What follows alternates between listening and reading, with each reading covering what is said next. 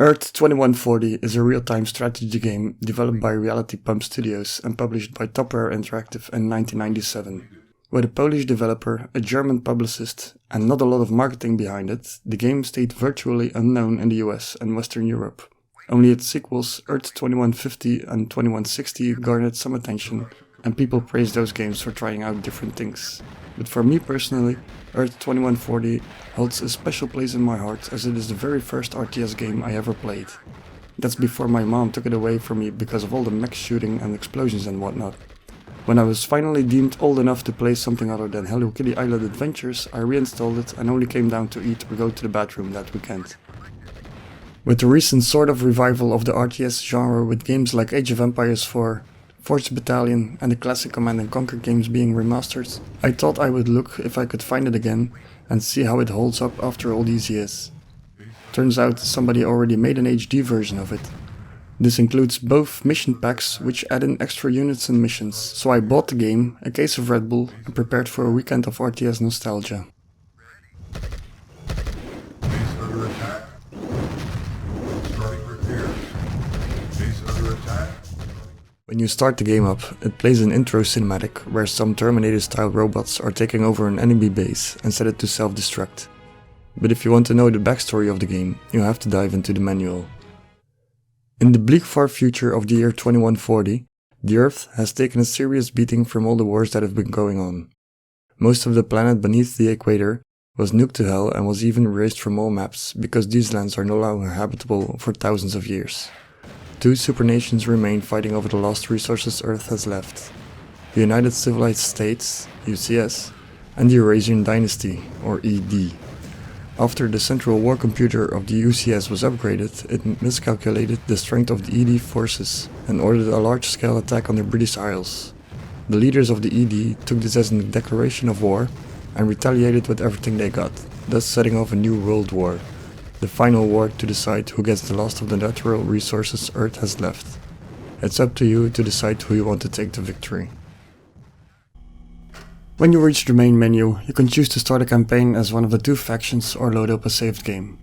If you scroll the screen to the left, you'll find the option to play one of the mission packs. Check the database for more information about the different units and buildings in the game, and the settings screen which will allow you to change the game's resolution. If you selected the Classic XP instead of Earth 2140 HD when starting the game in Steam, you'll find options for multiplayer here instead. But when you select those, it'll show an error message that this version doesn't support netplay, unfortunately. The HD version supports widescreen resolutions up to 1920 by 1080, but I found that this made the UI and the minimap way too small to be comfortable, so I scaled down the resolution to 1280 by 800. This was the sweet spot for me personally. I could see the units and the map quite clear, and the largest part of my monitor was filled up with game, except for two smaller black bars on the sides, but I didn't mind this too much.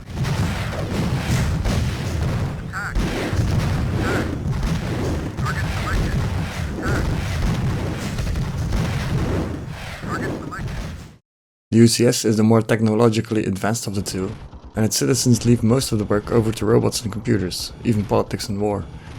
They rely on robots and mechs to beat their opponents.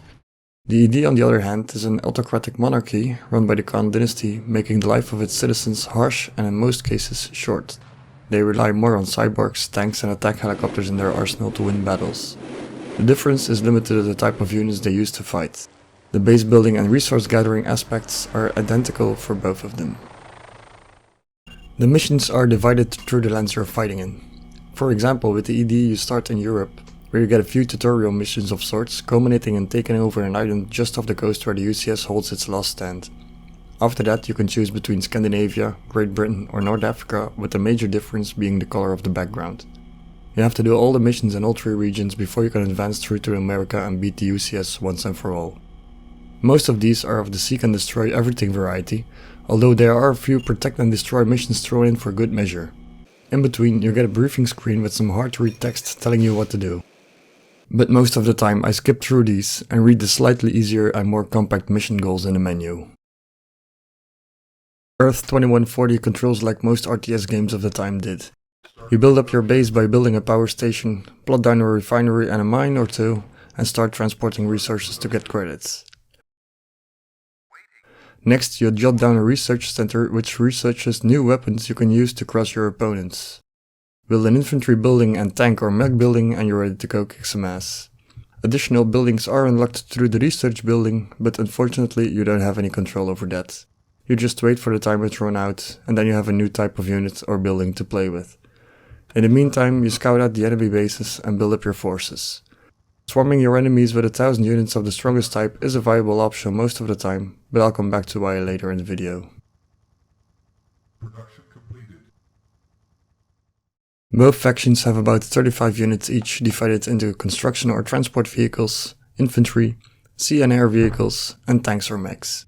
They both have units with special abilities like the Shadow Tank, who can cloak an entire UCS army and is only counterable by the Screamer Tank, or the ED's Ion Cannon weapon, which doesn't destroy enemies but weakens them enough so you can take them over with a repair unit.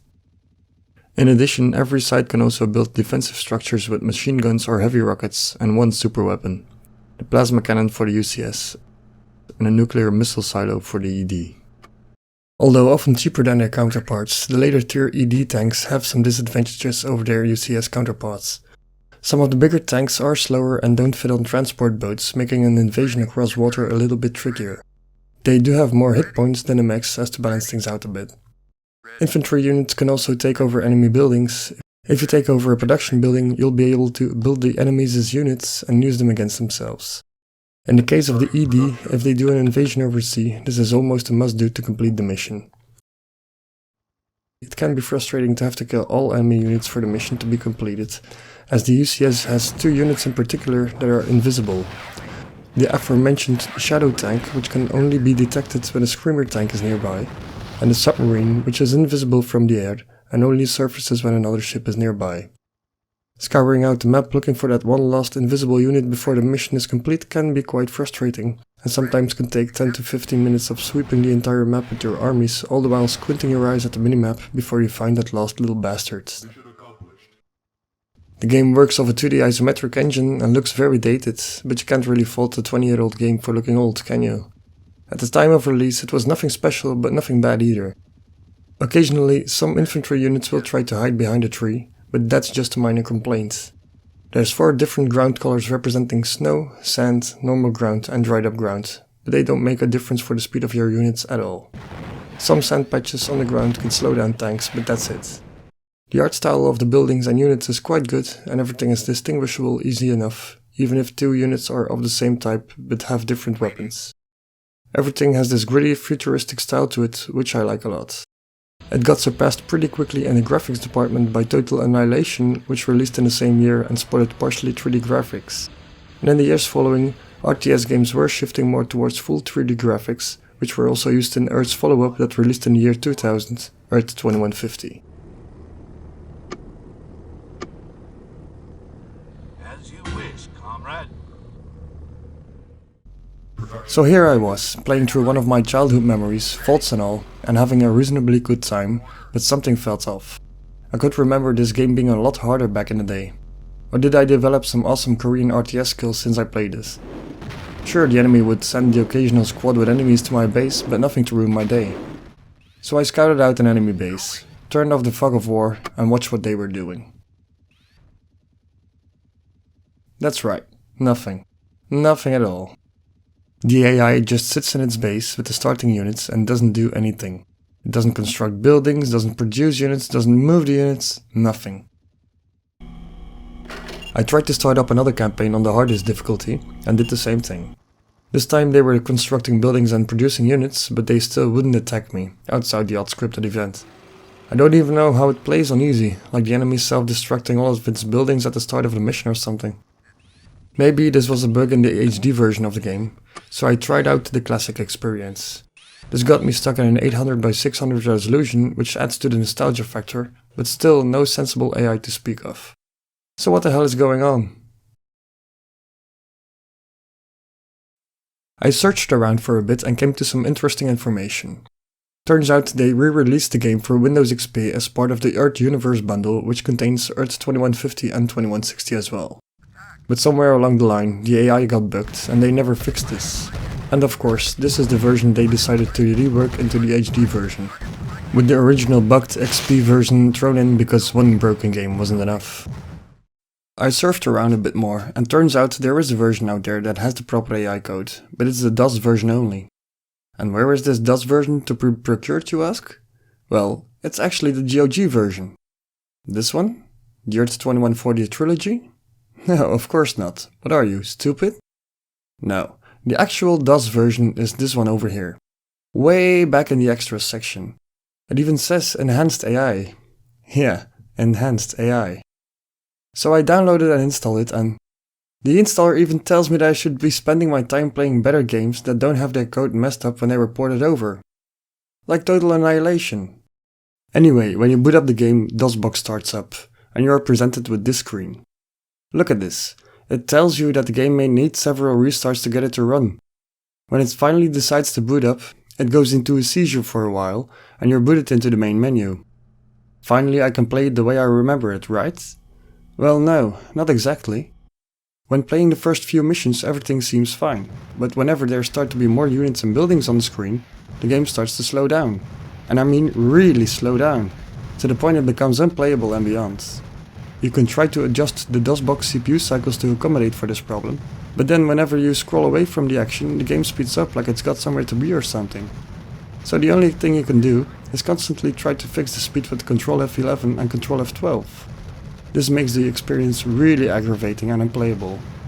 The only way I can see this game done justice is if you play it with the original discs on an older PC, but unfortunately I don't have access to either of those at the moment. So in conclusion guys, don't buy the digital releases of this. They're not worth your time and money. Not even the 99 cents you'll spend during the winter sales or whatever. This is one shining example of how to fuck up a retro game and con the people who have fond memories of the Earth series out of their hard-earned cash. Don't say I didn't warn you, because you're gonna be disappointed. Anyway, guess I'll go play some Ground Control or Command & Conquer for the rest of my weekend. Hopefully that'll ease the pain a bit. Thank you for watching the video and making it to the end. If you want to see more reviews of RTS or other strategy games in the future, don't forget to leave a like and subscribe if you liked the video. Leave a comment down below to share your experiences with the Earth series, or just think of another cool RTS game I should check out. See you in the next one, peace!